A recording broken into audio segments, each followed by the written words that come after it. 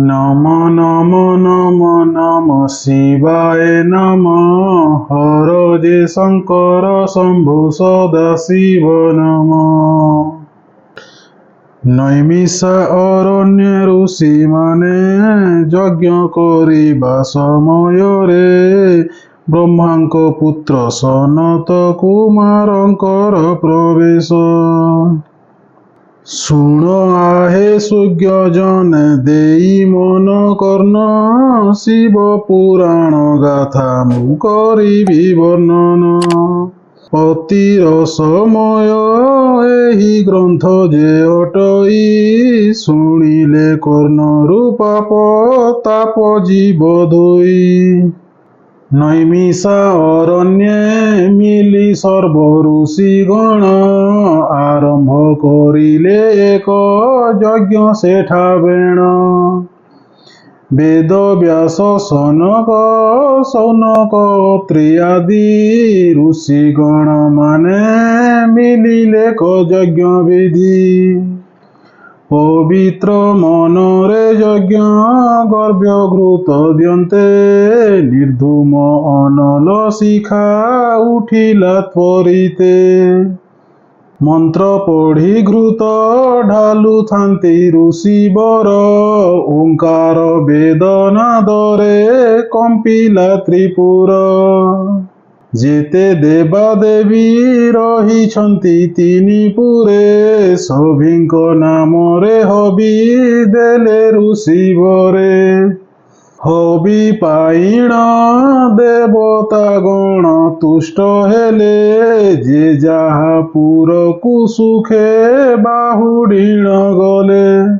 यज्ञ शेषे सकल ऋषि मेल होई बसी व्यास मुखु शास्त्र शुणुथांति तहि।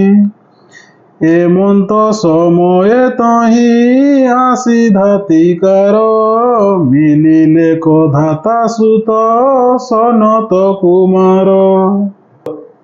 रसाणीला स्वर्ण प्राय राजे तांको कांति दिव्य तेजरे आलोक देउअछि क्षिति।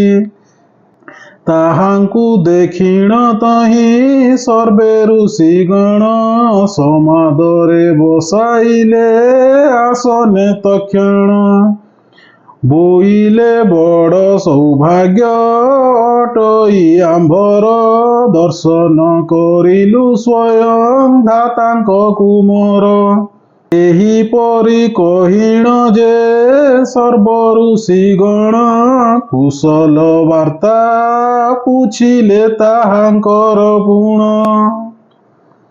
समस्त विषय तांको ठारु शुणी तहि बेढ़ी बसिले चौदिगे हर्ष होई। बोइले अनेक दिन हेला आंभे माने तब कथा भाबुथिली बसी मने मने। आंभ मन कथा जानी ठिकणा बेलरे मिली जाई अछ देव आसी सम्मुखरे। तुम्भे अट जे सर्वज्ञ दैव पुरुष भूत भविष्य त्रिकाल जानटी अवश्य। पुणी देव देव महादेवंकु भजिण प्राप्त होइछ सर्व विद्यारे निपुण। चारि वेद सहित रे षडशस्त्र मान व्याकरण आदि जानिअछ ब्रह्म ज्ञान। समस्त शास्त्र रे जेणु अट धुरंधर पचारिबु एक कथा भाविछु मनर। शिव पुराण अटई ब्रह्मांड रे सार पुरी रही अछि सर्व ज्ञान ता मध्यर। से जोगे इच्छा करिछु शुणिबा निमन्ते दया करी परकाश करन्तु सुचित्ते।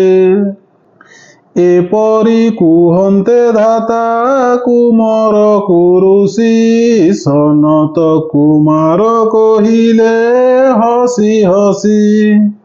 सनत कुमार उवाच कहुअछि सुचित्तरे शुण ऋषि वर अति गहन अटई एहु समाचार।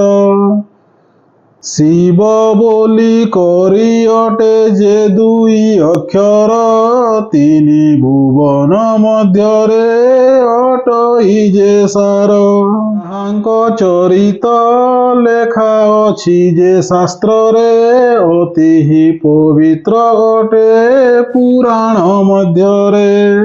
ताहा भकतिरे जेहु करिण श्रवण पाप ताप ता अंगरु हेब निवारण।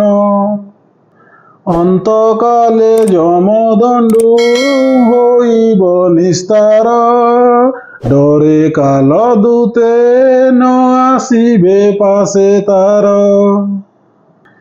दिव्य रथे बसी त्रिदंड कुजे गमिब देवता मानंक संगरे से गणा हेब।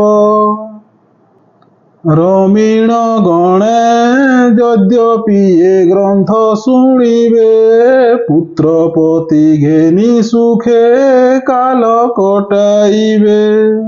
वैधव्य यंत्रणारु से होइब मुकत सती शिरोमणि बोली बोलिबे जगत। पति सह गामिनी से होइब तत्काल वैकुंठपुरे बसिबे जाई शेष काल। एमंत अटई जेउ शास्त्रर महत्व ताहा शुणिबाकु बोली अछि तब चित्त। जेणु अति सौभाग्यवंत तुम्भे माने समान होइबे तब संगे त्रिभुवने। मात्र किंचितरे पितांको छामुरे मुहि जाहा शुणिअछि ताहा व्याख्या करिबई। निश्चल चित्तरे सर्वे बस एक स्थान ए शुभ मुहूर्ते ग्रंथ करिबि गायन। एहा कही धाता सुत सनत कुमार आरंभिले शिव गाथा कहे क्षेत्र छार। धर्मर महत्व सनत कुमार उवाच ब्रह्मांक सुत सनत होई आनंदित बखाणिले तहि शिव पुराण चरित। बोइले शुणन्तु आहे सर्व ऋषिगण प्रथमे कहिबा धर्म पथ विवरण। सत्य धर्म रे चालित हुए जेउ जन ताहाकु देखिले भय करई समन। अंतकाले दिव्य लोके जाइण बसई सबुठारु सत्य धर्म श्रेष्ठ जे अटई। अधर्म जनक मुख करिले दर्शन शिवालये गले पाप होइब खंडन। पापी गणक मध्यरे श्रेष्ठ से बोलाई मृत्यु अन्ते चौरव नरके पड़ई। तेणु आग धर्माधर्म करिब विचार तापरे आन चरित कहिबि एठार।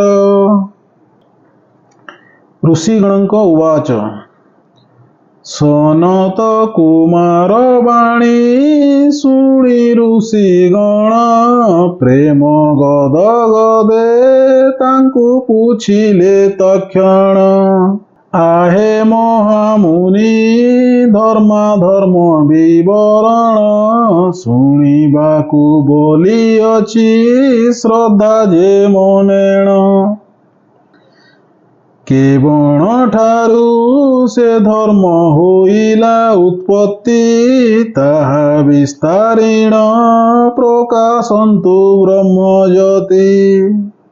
ଏତିକି ମାତର ଅଟେ ଗୁହାରି ଆମ୍ଭର ଦୟା କରିଣ କୁହନ୍ତୁ ଦାତାଙ୍କ କୁମର। ନମ ନମ ନମ ନମ ଶିବାୟ ନମ ହର ଯେ ଶଙ୍କର ଶମ୍ଭୁ ସଦାଶିବ ନମ।